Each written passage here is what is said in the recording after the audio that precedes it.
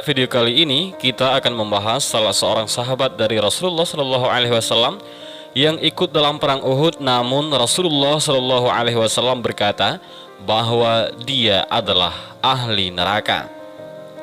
Siapakah dia dan apa yang dia lakukan sehingga Rasulullah Shallallahu Alaihi Wasallam menjulukinya sebagai ahli neraka? Di perang Uhud, di tengah pasukan Muslim, ada seorang munafik yang ikut bergabung dalam pasukan. Beliau bernama Kuzman. Pada awalnya, ia tidak mau ikut bersama rombongan pasukan Muslim karena ia sakit hati atas ucapan Rasulullah SAW bahwa ia adalah ahli neraka. Karena itulah ia diam saja di rumah saat kaum Muslim pergi untuk berperang. Keesokan harinya, setelah keberangkatan kaum Muslim, beberapa perempuan Bani Zafar menemuinya lalu mencela dan mengancamnya. "Hai Kuzman, orang lain keluar untuk berperang, sedangkan engkau diam saja di rumahmu. Apakah kau tidak malu? Mestinya kau merasa malu karena hanya berdiam diri di rumah seperti perempuan." Ia tidak menjawab sepatah kata pun. Alih-alih ia pergi menghindari mereka. Namun para perempuan itu mengejarnya dan berkata lagi, "Sungguh, kau seperti perempuan. Kaummu keluar untuk pergi berperang, sedangkan kau hanya duduk nyaman di rumah." Karena terus-terusan dikecam dan dikatai oleh perempuan, harga diri Kuzman terbangkitkan, disertai rasa marah karena para perempuan itu terus mengejarnya. Ia bergegas memasuki rumah dan keluar lagi dengan membawa pedang, tombak, dan perisainya. Kemudian ia menaiki hewan tunggangannya dan bergerak menuju Uhud untuk menyusul Rasulullah Shallallahu Alaihi Wasallam dan pasukan Muslim. Ia tiba di perkemahan kaum Muslim ketika Rasulullah Shallallahu Alaihi Wasallam sedang merapikan barisan. Kuzman berjalan dari barisan paling belakang hingga tiba di barisan paling depan. Kelak saat perang berkecamuk, ia termasuk di antara barisan Muslim yang pertama melemparkan tombak.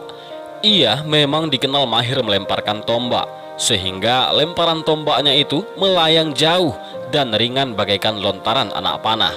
Ia bertarung dengan penuh keberanian sambil berteriak kencang. Setelah melemparkan tombak, ia hunus pedangnya lalu mengayunkannya dan menyerang musuh dengan ganas.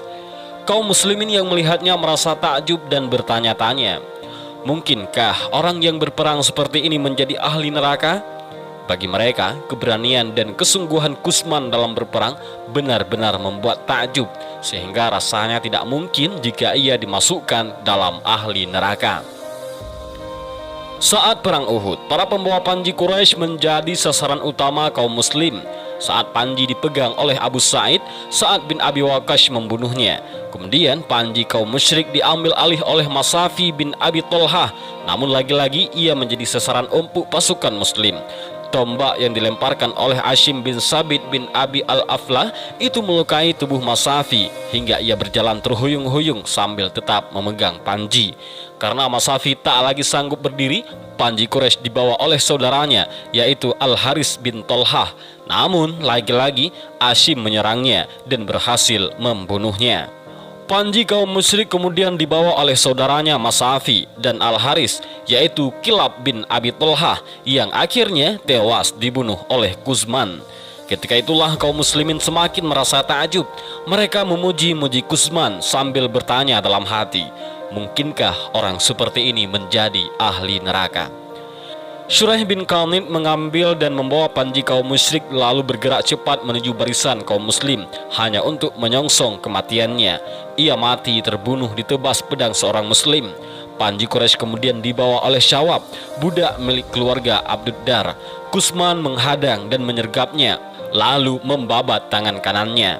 Syawab memegang panji dengan tangan kirinya. Kuzman terus mendesak lalu membabat tangan kirinya hingga Syawab memeluk panji Quraisy itu dengan dua pangkal lengannya dan melindunginya dengan punggungnya. Syawab berteriak, "Wahai Bani Abduddar, apakah kalian akan menyerah?"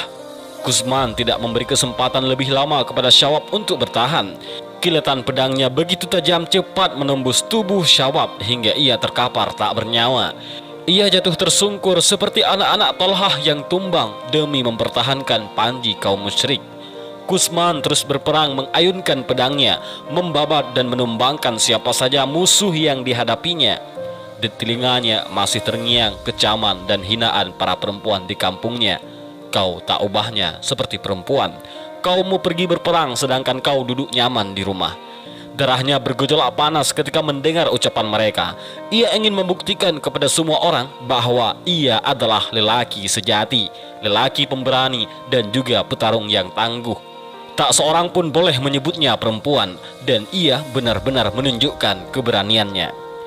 Telah banyak kaum Quraisy yang tumbang di tangannya. Ia terus bergerak lincah menembus barisan muslim dan membabat semua musuh yang ditemuinya.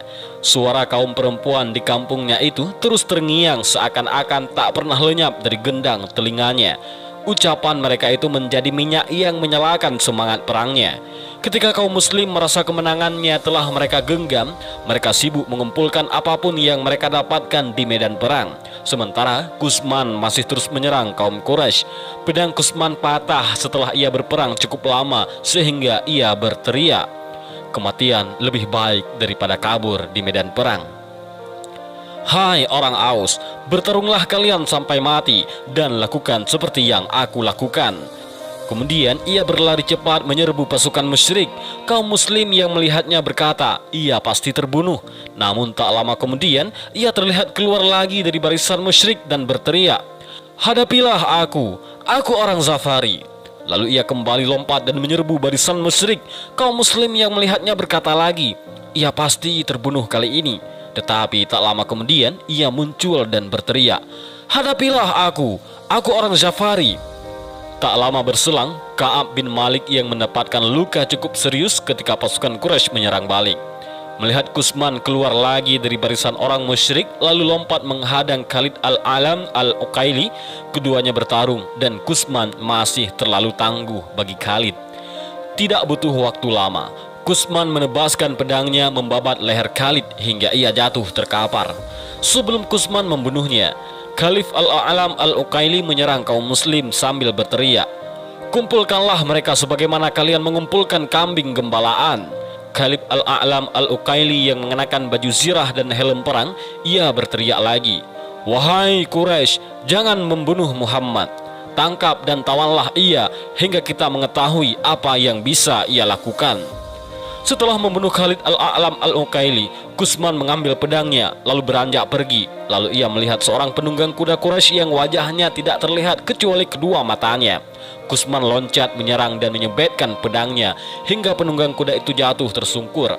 Ternyata orang itu adalah Al-Walid bin Al-Ash bin Hisham al-Makhzumi. Saat pasukan muslim mulai merapikan lagi barisannya setelah dilanda kepanikan akibat serangan balik kaum Quraisy yang menghancurkan mereka, Kusman masih bertarung. Ia mengayunkan pedangnya ke setiap musuh hingga saat itu ia telah membunuh 7 orang Quraisy dan ia sendiri mendapatkan cukup banyak luka. Ketika pasukan muslim mulai merapikan barisan, Kusman bertemu dengan Qatadah bin Al-Nu'man yang menyapanya dan berkata, "Hai Abu Al-Ghaidaq." Kusman berkata, "Ya, ini aku." Qatadah bin Al-Nu'man berkata, "Kuucapkan selamat kepadamu karena kau mendapatkan kesyahidan." Kusman berkata, "Demi Allah, aku berperang bukan karena agama, tapi aku berperang semata-mata demi harga diriku. Ketika Quraisy datang menyerang, aku menghadapinya." Suara Kusman terdengar lemah dan terbata-bata. Beberapa luka di tubuhnya mengalirkan darah hingga wajahnya terlihat pucat dan tubuhnya semakin lemah. Wajahnya mengiris menahan rasa sakit yang hebat. Akhirnya, karena merasa tak tahan lagi, Kusman mengambil sebatang anak panah lalu menusukkan ke dadanya sendiri dengan anak panah itu. Lalu ia pun mati karena bunuh diri. Jadi, benarlah ucapan Rasulullah SAW ketika berbicara tentang Kusman bahwa ia adalah ahli neraka. Dan inilah sedikit kisah tentang Kusman, salah seorang yang bertarung di medan perang, namun dia tidak mendapatkan kesyahidan dan bahkan dia menjadi ahli neraka. Apa kesalahannya? Dan mudah-mudahan dari video ini kita bisa mengambil pelajaran dan juga hikmah, dan juga mudah-mudahan video ini bermanfaat bagi kita semua. Amin ya rabbal alamin. Wallahu a'lam bishawab. Assalamualaikum warahmatullahi wabarakatuh.